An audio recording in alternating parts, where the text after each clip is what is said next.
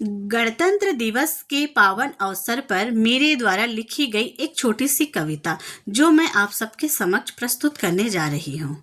इस कविता में अगर कोई त्रुटि नजर आए तो मुझे क्षमा कर दीजिएगा। मेरी कविता का शीर्षक है गणतंत्र दिवस संदेश है मेरे लिए, जिसके माध्यम से मैं राष्ट्र का निर्माण करना चाहती हूँ।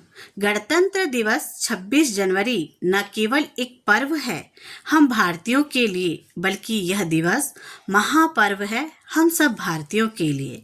आज़ादी का जश्न मनाया हमने 15 अगस्त 1947 को, लेकिन राष्ट्र निर्माण का पाठ सिखलाया हमें गणतंत्र दिवस ने 26 जनवरी 1950 को। गणतंत्र का अर्थ लोगों का शासन, भारत का शासन कैसा हो, इसका पाठ सिखलाया हमारे देश के गणतंत्र ने।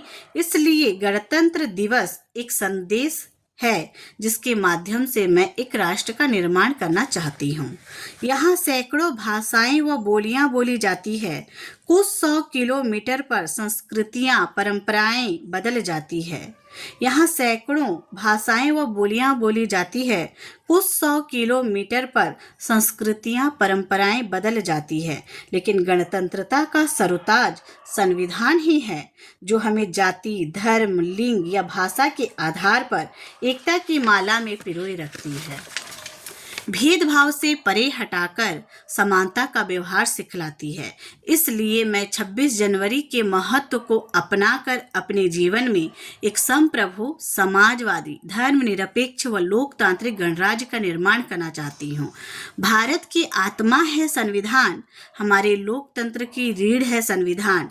केवल दस्तावेज नहीं हमारा संविधान, बल्कि जीवन का माध्यम है हमारा संविधान। संविधान की आत्मा सदैव युग की आत्मा है। गणतंत्र दिवस का सबसे महत्वपूर्ण योगदान है हमारे देश का सर्वोच्च संविधान।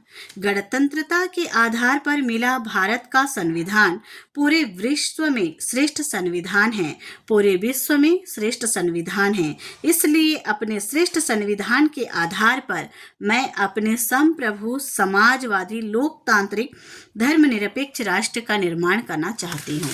संसाधनों का सेतु बनकर राष्ट्र को विकास दिलाना चाहती हूँ। संसाधनों का सेतु बनकर राष्ट्र को विकास दिलाना चाहती हूँ। देश विदेशों में अपने देश की कामयाबी जैसे चंद्रयान 3 का सफल प्रक्षेपण, डिजिटल इंडिया का परचम आदि लहराना चाहती हूँ।